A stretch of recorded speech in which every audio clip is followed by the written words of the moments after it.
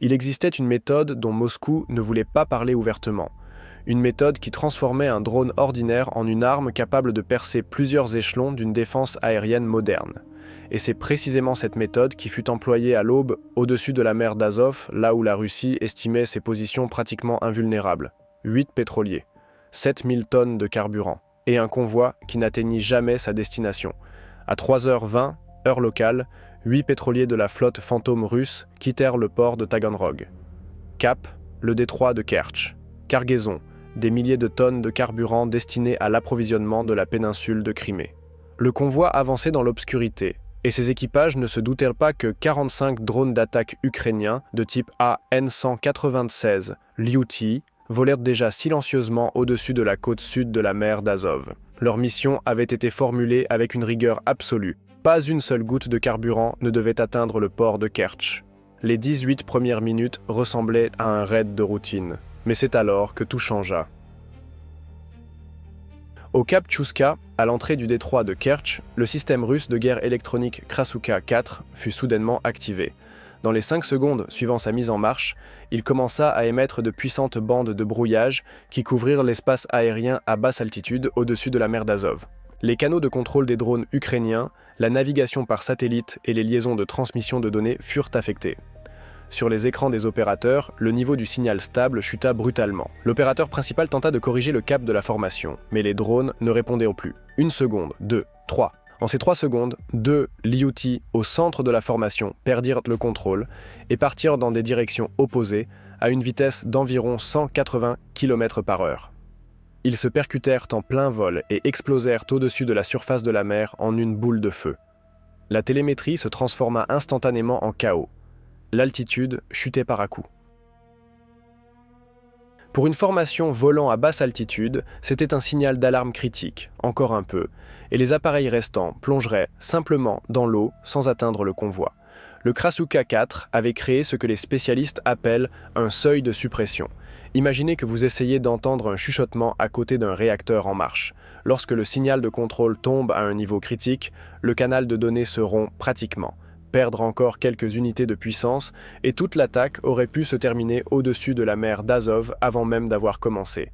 Mais l'Ukraine combattait depuis 3 ans contre les moyens de guerre électroniques russes, et avait depuis longtemps cessé de s'appuyer sur un canal de contrôle unique. Les Lyuty restants passèrent immédiatement en mode de vol autonome. Le système de navigation inertielle maintenait le cap. Le positionnement par satellite ne fonctionnait plus qu'en tant qu'outil auxiliaire.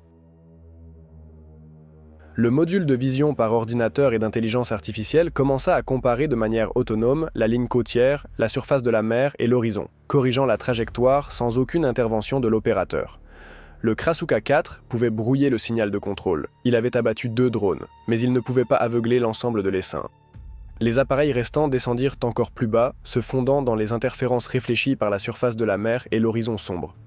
Sur les écrans des opérateurs russes au cap Tchouska, les marqueurs de signaux apparaissaient et disparaissaient, comme des cibles toujours en avance d'un pas, et les 8 pétroliers russes continuaient leur route vers Kertch.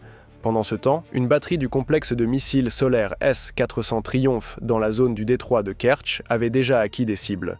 Son radar avait détecté de petits marqueurs se déplaçant à basse altitude au-dessus de la mer d'Azov. Lorsque le Krasuka 4 transmit l'alerte au poste de commandement, le personnel du S-400 augmenta immédiatement la puissance du champ radar dans le secteur suspect.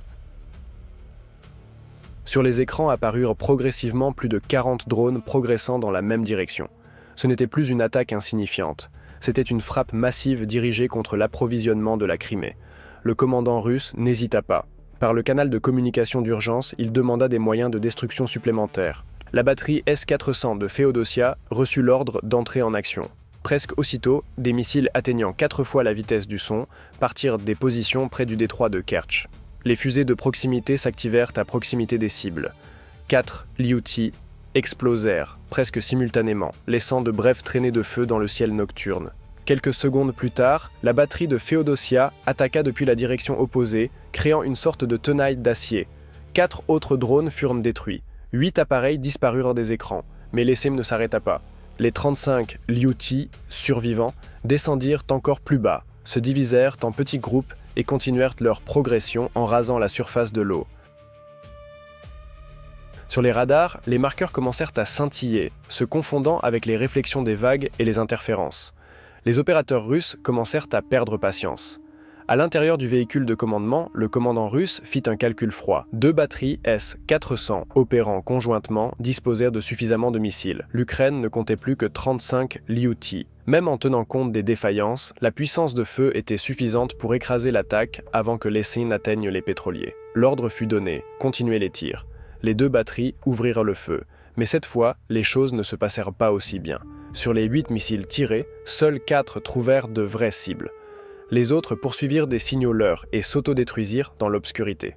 Le commandant ukrainien évalua la situation et identifia sur la carte des interférences une brèche dangereuse entre les zones de couverture des batteries de Kerch et de Féodosia.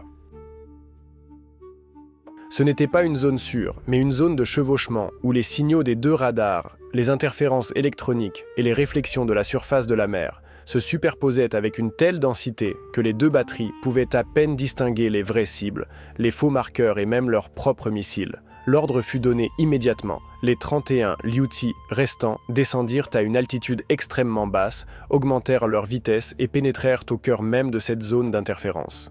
Sur les écrans des opérateurs russes, les marqueurs commencèrent à se diviser, à fusionner, à disparaître et à réapparaître sur un autre écran. Les opérateurs des 2 batteries communiquaient par radio, tentant de déterminer qui attaquait quelle cible. Le commandant russe s'apprêtait à donner l'ordre d'une 3e salve et s'arrêta.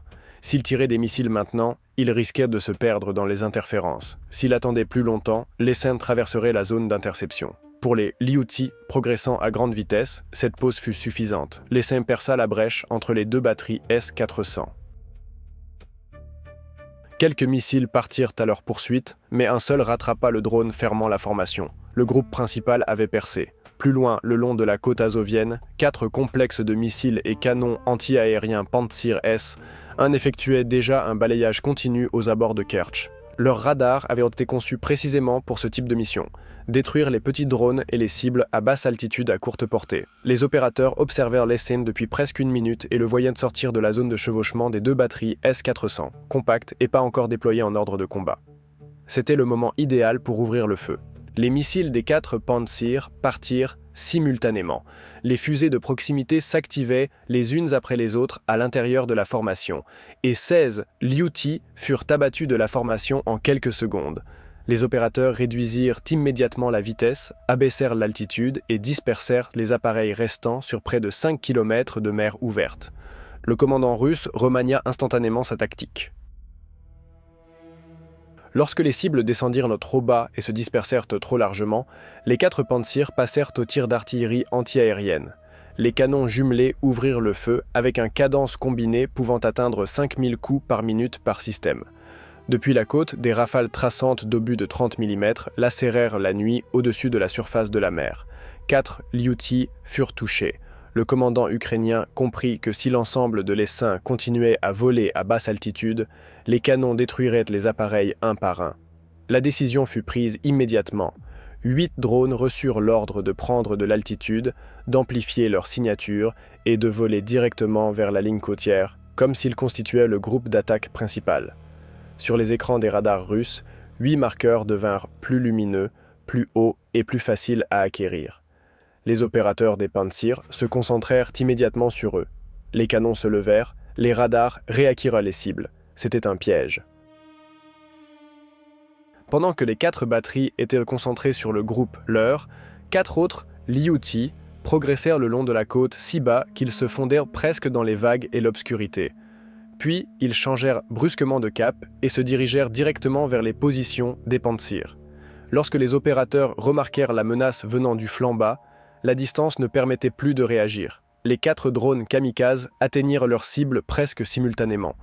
Les explosions balayèrent les positions côtières. Les radars, les lanceurs et les canons furent engloutis par les flammes. 4 Pantsir furent mis hors de combat. Le dernier échelon de couverture rapproché sur la côte azovienne était détruit. La voie vers le convoi de pétroliers russes était pratiquement ouverte, mais la Russie disposait d'une réserve supplémentaire. Depuis le moment où les premiers Liouti étaient apparus sur les écrans radars, le patrouilleur Svietliak avait reçu l'ordre de se rapprocher du convoi et de devenir le dernier bouclier protecteur pour les 8 pétroliers. À ce moment-là, il restait 8 drones en vie. Le Svietliak ouvrit immédiatement le feu avec des missiles solaires portables.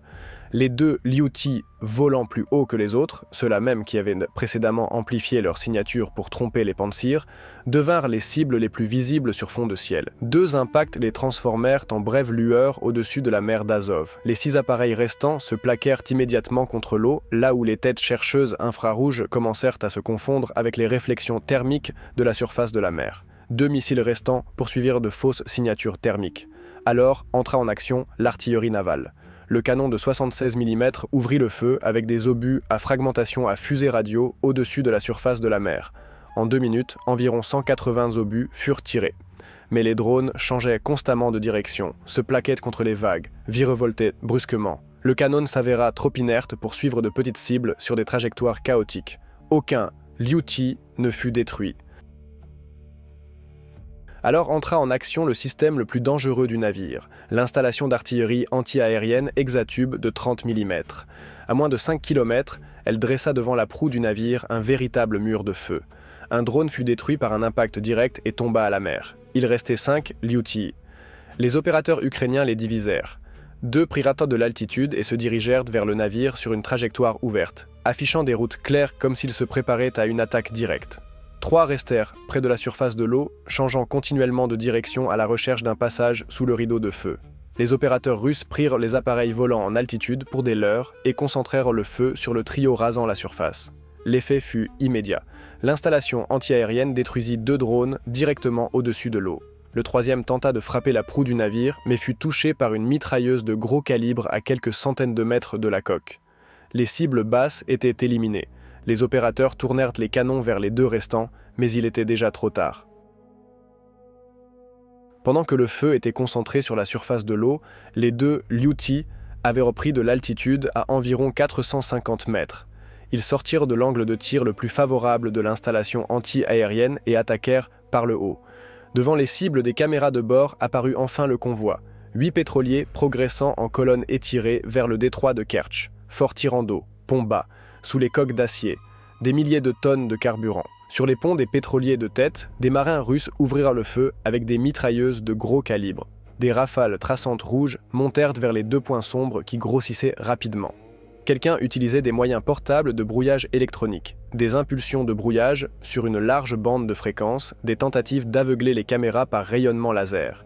Mais dans la phase finale, le Liuti ne dépendait plus du canal de contrôle. La navigation inertielle, la vision par ordinateur et l'algorithme de désignation de cible le guidaient de manière autonome. Les impulsions de brouillage ne perturbaient l'image que pendant quelques secondes, insuffisant pour dévier l'appareil de sa trajectoire. Le premier Liuti piqua directement sur le compartiment à carburant du pétrolier de tête. La charge militaire perça le mince pont d'acier et détonna. L'onde de souffle ouvrit le compartiment. Les vapeurs de carburant comprimé s'échappèrent et s'enflammèrent. L'explosion secondaire éleva une colonne de feu d'environ 30 mètres de hauteur. Le pétrolier fut secoué comme s'il avait été arraché de l'eau. Moins de 4 secondes plus tard, le second drone frappa le flanc tribord, là où les cloisons de carburant rejoignaient le système de pompage. L'onde de souffle traversa les restes de la section de pont et propagea le feu sur toute la longueur de la coque. Cette fois, ce ne fut pas seulement la charge militaire qui détonna, ce fut le carburant lui-même que le pétrolier transportait vers la Crimée. Le grondement de l'explosion se propagea sur la mer d'Azov. L'onde de choc fit dévier de leur cap les pétroliers qui suivaient. Sur les écrans infrarouges, le pétrolier de tête se transforma en une tache blanche incandescente qui effaça presque tous les détails environnants. Ce qui avait commencé comme une opération secrète d'approvisionnement de la flotte fantôme s'acheva en catastrophe aux portes de Kertch. Cette frappe ne toucha pas seulement un pétrolier, elle frappa l'artère logistique des forces russes en Crimée. La flotte fantôme n'était pas simplement un convoi, elle faisait partie d'un réseau de transport clandestin qui permettait à Moscou de maintenir la capacité de combat du groupement, de contourner les sanctions et d'approvisionner les bases militaires sur la péninsule. Lorsque l'Ukraine attaqua cette route en mer d'Azov, le message était absolument clair. Aucune zone maritime n'est plus un arrière sécurisé. Sur le plan stratégique, cette frappe détruisit la conviction de Moscou que la mer d'Azov constituait un arrière protégé, contrairement à la mer Noire qui n'était déjà plus sûre. Même avec des S-400, des Pantsir, des moyens de guerre électroniques et des patrouilleurs, la route d'approvisionnement fut percée. Cela contraint la Russie à disperser des radars supplémentaires, des missiles, des navires d'escorte et du personnel pour protéger chaque prochain envoi. La conséquence immédiate est une perturbation de l'approvisionnement en carburant de la péninsule. Une pression croissante sur les blindés, les convois routiers, les positions radars, les générateurs et les navires de la flotte de la mer Noire. Chaque tonne de carburant livrée en Crimée coûte désormais plus cher, prend plus de temps et comporte un risque bien plus élevé. Dans le même temps, la flotte fantôme a cessé d'être un réseau de transport invisible et protégé. Elle est devenue une cible que l'on peut suivre et attaquer. Et surtout, l'Ukraine a prouvé que les drones à longue portée ne sont pas simplement un outil pour des frappes de harcèlement. Lorsqu'ils sont employés en tactique d'essaim, combinés à des leurres, au vol à très basse altitude, au contrôle autonome, à la vision par ordinateur et à l'intelligence artificielle, ils sont capables de percer plusieurs échelons d'une défense aérienne moderne et de frapper des cibles stratégiques. C'est le témoignage que la guerre navale est en train de changer. Les systèmes défensifs coûteux ne garantissent plus une protection absolue contre des plateformes sans pilote bon marché, employées intelligemment. C'est là le sens principal de ce combat. L'Ukraine n'a pas besoin de détruire l'ensemble du réseau de transport russe en une seule nuit. Il suffit de prouver qu'elle est capable de l'atteindre, et Moscou est contrainte de défendre davantage, de dépenser davantage et d'attendre constamment que la prochaine frappe puisse venir de n'importe où. Qu'estimez-vous être le facteur clé de cette attaque? La tactique d'essaim de drones, la capacité à percer le système de défense aérienne russe, ou la frappe contre l'approvisionnement en carburant de la Crimée? Écrivez votre avis dans les commentaires. Si ce contenu vous a été utile, mettez un like, abonnez-vous à la chaîne et partagez la vidéo. Restez connectés pour les prochaines analyses depuis les champs de bataille.